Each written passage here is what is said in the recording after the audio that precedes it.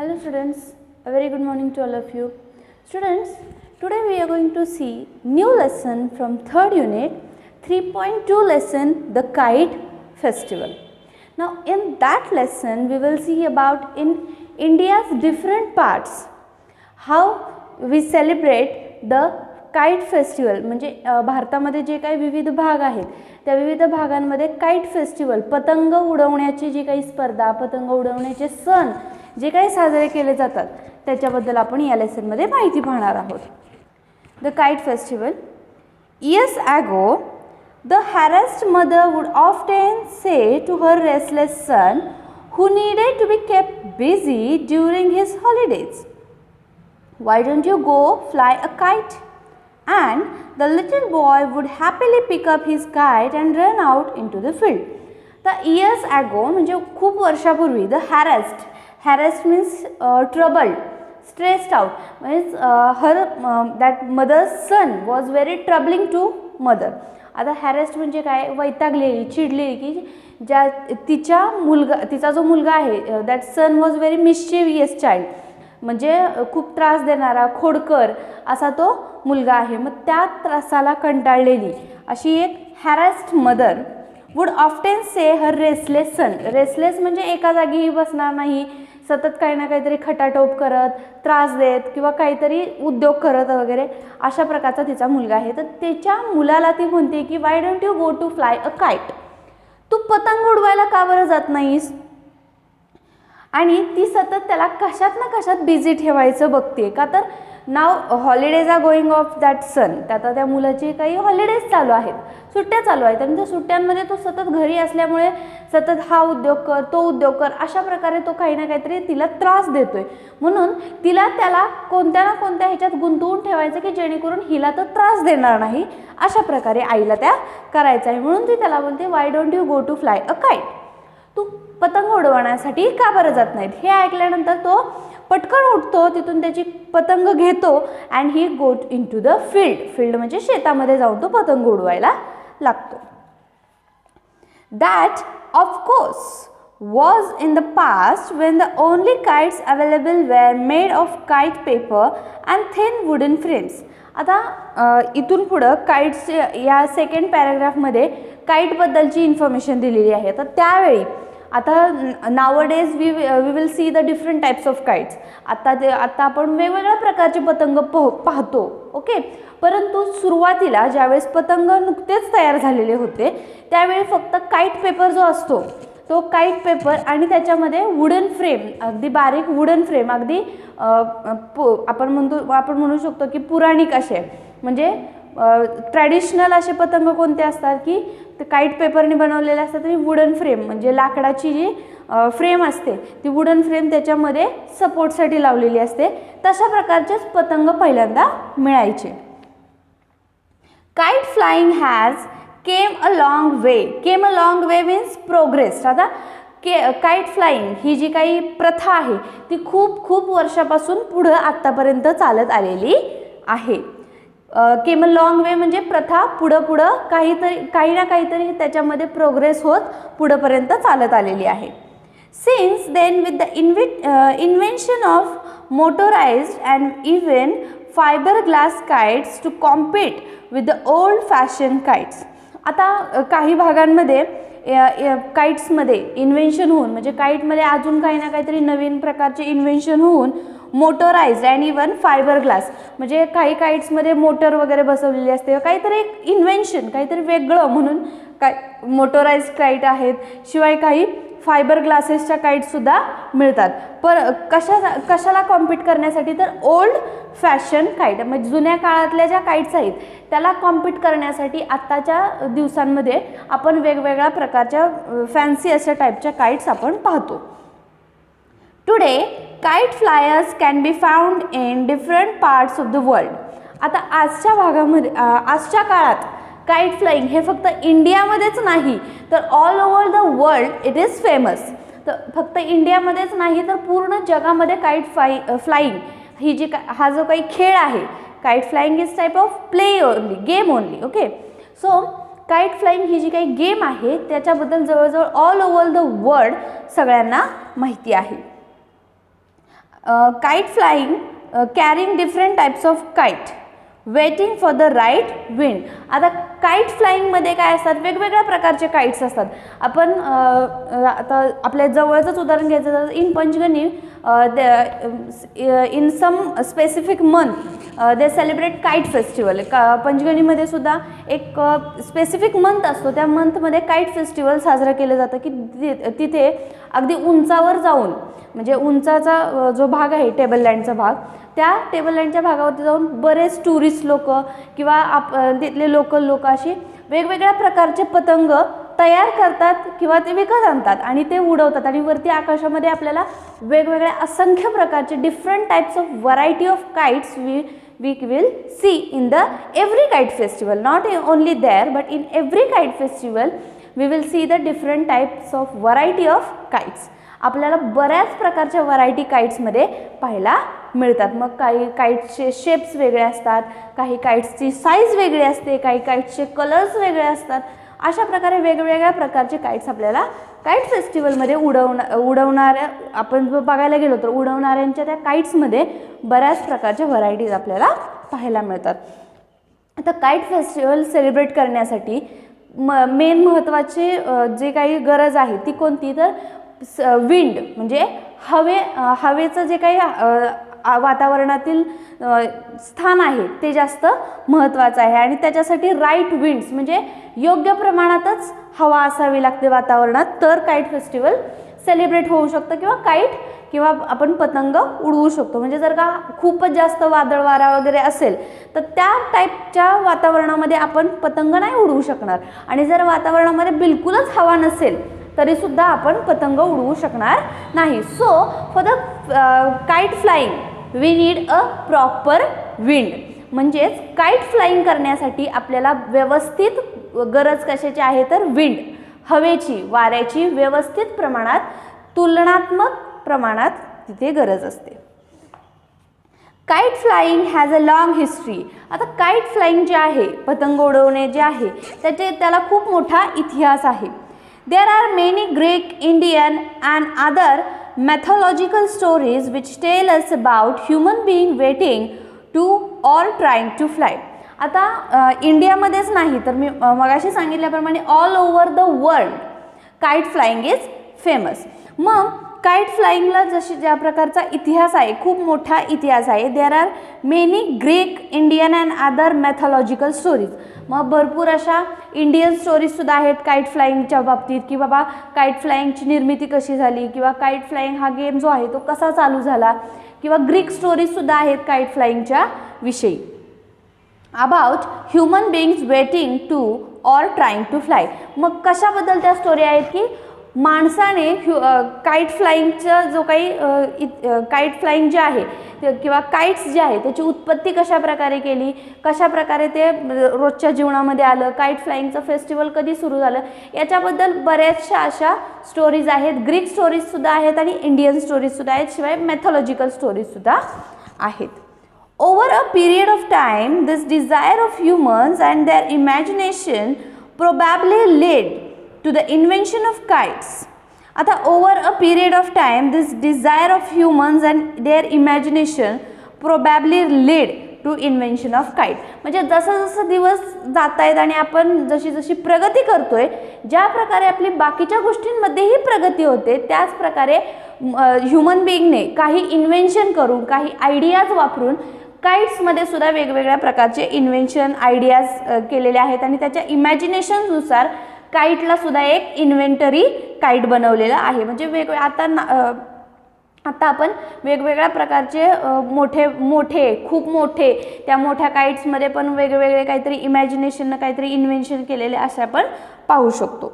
And it is likely that the box kites design more than 100 years ago later inspired others to create power driven aeroplane. मग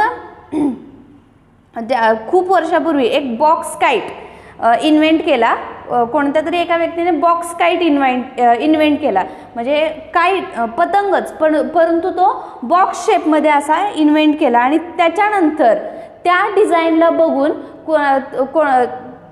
100 years ago later inspired others मग ती जी design होती box काईटची, त्या box काईटच्या त्या डिझाईनला बघून दुसऱ्यांना aeroplane बनवण्याची युक्ती आली. आता तुम्ही एरोप्लेनला सुद्धा पाहू शकता की दोन्ही बाजूला 2 विंग्ज असतात, बरोबर. आणि शिवाय पतंगाची जी काही पतंगाचा जो काही शेप असतो तो पतंगाचा शेप नॉर्मली ट्रॅडिशनल पतंगाचा शेप कसा असतो, असा. Okay, so because of this corners seems like a wings. Okay, so एरोप्लेनला सुद्धा तशाच प्रकारच्या दोन्ही साईडला 2 विंग्ज असतात. मग त्यामुळे त्या बॉक्स काईटच्या संकल्पनेमुळे कोणाला तरी एरोप्लेन बनवण्याची संकल्पना सुचली. In India, however, the tradition of kite flying has not changed. आता इंडियामध्ये जे काही ट्रॅडिशन आहे, प्रथा आहे काईट फ्लाइंगची, ती काय बदलली गेलेली नाही. Be it during the coming of spring, which is celebrated as Basant, or during the festival of Makar Sankranti. आता स्प्रिंग सीझन जो असतो म्हणजे थोडक्यात थंडी संपणार असते आणि उन्हाळा चालू होणार असतो, त्याच्यामधला जो स्प्रिंग सीझन असतो, त्या स्प्रिंग सीझनमध्ये इंडियामध्ये बसंत, त्याला आपण बसंत ऋतू किंवा इन मराठी आपण वसंत ऋतू असे म्हणतो. मग त्यावेळी इंडियामध्ये बऱ्याचशा भागांमध्ये काईट फेस्टिवल किंवा काईट फ्लाइंग हे केलं जातं. आणि त्यावेळी कोणता सण असतो तर मकर संक्रांती. मकर संक्रांतीच्या वेळेस थंडी कमी होते आणि म्हणजेच काय तर उन्हाळा हळूहळू संपत आलेला असतो आणि हिवाळा संपत आलेला असतो आणि उन्हाळा चालू होणार असतो.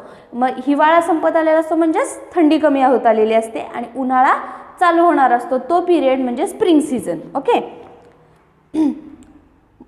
people of all ages go out into the open to try their luck with their kites. आता त्या मकर संक्रांतीच्या ज्या पिरियडमध्ये, मकर संक्रांतीच्या त्या काळामध्ये लोक पतंग उडवतात, बरोबर. वसंत ऋतू त्यावेळेस असतो, स्प्रिंग सीझन असतो त्यावेळेस.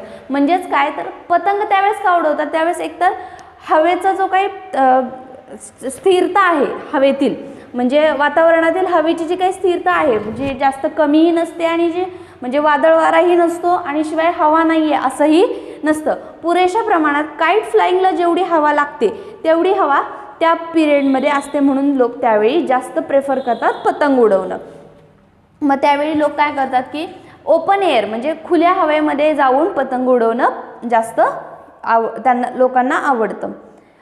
In towns and cities where open spaces are difficult to find.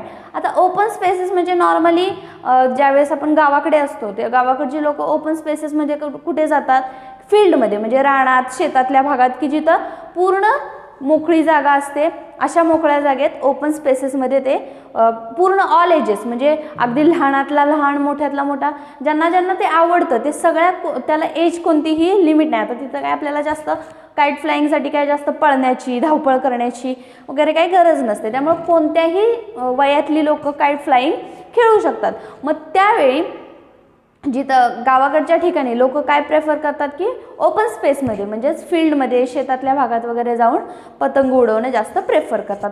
त्या उलट मग आता टाउन्स अँड सिटीमध्ये म्हणजे थोड्या शहरामध्ये किंवा शहरासारख्या भागांमध्ये तर आता मोकळे स्पेसेस म्हणजे रान किंवा शेत अशी जागा मिळणे कठीण असतं. मग त्यावेळी लोक तिथं काय प्रेफर करतात, they prefer to go on the terrace, बरोबर. मग आपण लोक शहरात राहणारे लोक कुठे जाऊन जास्त करून काईट फ्लाइंग करतो, आपल्या घराच्या बिल्डिंगच्या किंवा घराच्या टेरेसवरती.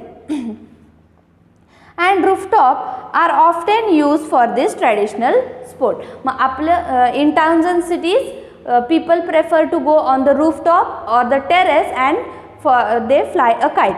म्हणूनच शहरातली लोक कुठे जाऊन काईट फ्लाइंग करतात तर आपल्या घराच्या टेरेसवरती किंवा आपल्या बिल्डिंगच्या टेरेसवरती जाऊन. In Gujarat Makar Sankranti is kite flying day. आता गुजरातमध्ये मकर संक्रांतीचा जो दिवस असतो 14 जानेवारी हा जो मकर संक्रांतीचा दिवस असतो तो काईट फ्लाइंग डे म्हणून साजरा केला जातो गुजरातमध्ये. ट्रॅडिशनली सेलिब्रेटेड ऑन जानेवारी 13 और 14. मग ट्रॅडिशनली तो कधी साजरा केला जातो, 13 जानेवारी किंवा 14 जानेवारी. तर मकर संक्रांती ही नेहमी 13 किंवा 14 जानेवारीलाच येते. मग त्या दिवशी काईट फेस्टिवल गुजरातमध्ये साजरा केला जातो. It is a holiday when people meet outdoors to cut each other's kite. आता त्या दिवशी लोकांना सुट्टी दिली जाते कशासाठी? पतंग उडवण्यासाठी, फॉर फ्लाइंग अ काईट. आणि they enjoy the to cut each other's kite. म्हणजे आपण मराठीमध्ये लोकल लँग्वेजमध्ये म्हणतो ना, पतंग काटली किंवा पतंग कापली. म्हणजे एकमेकांची पतंग खेचाखेची करायची, काटाकाटी करायची, अशा प्रकारचे गेम्स काईट फेस्टिवलमध्ये गुजरातमध्ये केले जातात किंवा सेलिब्रेट केले जातात. दिस day also coincides with the festival of Uttarayan, when the sun is said to begin its journey to the northern hemisphere. The people of Gujarat celebrate Uttarayan with a lot of enthusiasm, and all business comes to a grinding halt for a couple of days. It is also a celebration to mark the end of winter. आता उत्तरायण आहे. उत्तरायण म्हणजे काय की सूर्य हळूहळू त्याची जे काही जर्नी आहे ती उत्तरायणच्या दिशेने, उत्तर दिशेच्या दिशेने चालू करतो. म्हणजे त्यावेळी काय होत असतं की दिवस मोठा, आता थंडीच्या दिवसामध्ये नॉर्मली काय होत असतं की दिवस लहान असतो आणि रात्र मोठी असते, बरोबर. मग ज्यावेळी मकर संक्रांती होते त्या मकर संक्रांतीच्या नंतर सूर्य त्याची जी काही दिशा आहे ती अशा प्रकारे करतो किंवा त्याची जी परिक्रमणाची जी काही वेग आहे किंवा दिशा आहे ती अशी बदलतो की त्यामुळे दिवस मोठा होतो आणि रात्र छोटी होते. म्हणजेच ते कशाचं साईन मानलं जातं तर थंडी आता संपलेली आहे आणि उन्हाळा चालू होणार आहे त्याचं साईन म्हणजे काय तर दिवस मोठा आणि रात्र छोटी, जे की मकर संक्रांतीच्या नंतर चेंजेस होतात.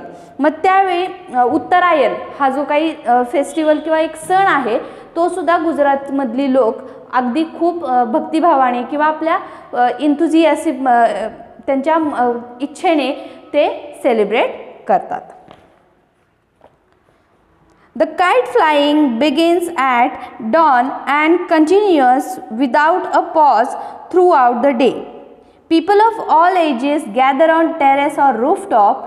आता काईट फेस्टिवल जे आहे किंवा काईट फ्लाइंग जे आहे, the kite flying begins at the dawn and continuous without a pause throughout the day. आता काईट फ्लाइंग जे आहे ते गुजरातमध्ये अगदी मॉर्निंगला, अगदी खूप सकाळी वगैरे चालू होतं आणि कोणताही दिवसभरात पॉज न घेता होल डे, पूर्ण दिवस कोणत्याही प्रकारची विश्रांती न घेता दिवसभर ते काईट फ्लाइंग चालू असतं. पीपल ऑफ ऑल एजेस म्हणजे तिथले जे लोक आहेत ते कोणत्याही वयातली लोक, म्हणजे लहानातला लहान, मोठ्यातला मोठा, सर्वजण they gather on terrace or rooftop. मग ते सर्वजण कुठे? आपल्या टेरेसवरती किंवा आपल्या घराच्या छतावरती जमा होतात. Friends, neighbours, even total strangers. मग ते तिथे एकमेकांचे मित्रमैत्रिणी असतात किंवा नेबर्स म्हणजे शेजारी किंवा रिलेटिव्ज, नातेवाईक, इवन टोटल स्ट्रेंजर्स. आणि काही वेळेला तर अगदी म्हणजे कोणीही ओळखीचंही एकमेकांच्या नसतं, परंतु total strangers compete with one another. मग friends, family, relative and even stranger म्हणजे मित्रमैत्रिणी, नातेवाईक, शेजारी पाजारी आणि काही वेळेला तर अनोळखी लोकसुद्धा एकमेकांशी कॉम्पिटिशन करतात काईट फ्लाइंगसाठी. And cries of trump rent the air when someone cuts the line of a river. Rent means tear, म्हणजे ज्यावेळी एकमेकांची पतंग काटली जाते त्यावेळी एक प्रकारचा हवेमध्ये अशा प्रकारे सूर पसरतो की कोणीतरी रडतंय. म्हणजे एकमेकांचे पतंग काटल्यानंतर cries of trump rent the air when someone cuts the line of river. मग पतंगाचा जो मांजा असतो तर मांजाची जी दोरी असते ती एकमेकांना खेचून काटली जाते, बरोबर. मग त्यावेळी पतंग ज्यावेळेस काटली जाते त्यावेळेस एक हवेमध्ये अशा प्रकारचा सूर पसरतो की कोणीतरी रडत आहे आणि त्याचे अश्रू वगैरे गळत आहेत, अशा प्रकारे. Now remaining part of this lesson we will see in the next video. So till that time read the lesson and as well as write down the difficult words with its meaning. Lesson read करा आणि त्यानंतर जे difficult words आहेत त्याच्या meaning आणि correct spelling सहित आपल्या नोटबुकमध्ये लिहून घ्या. उरलेला पार्ट आपण पुढच्या व्हिडिओमध्ये पाहूयात. थँक्यू.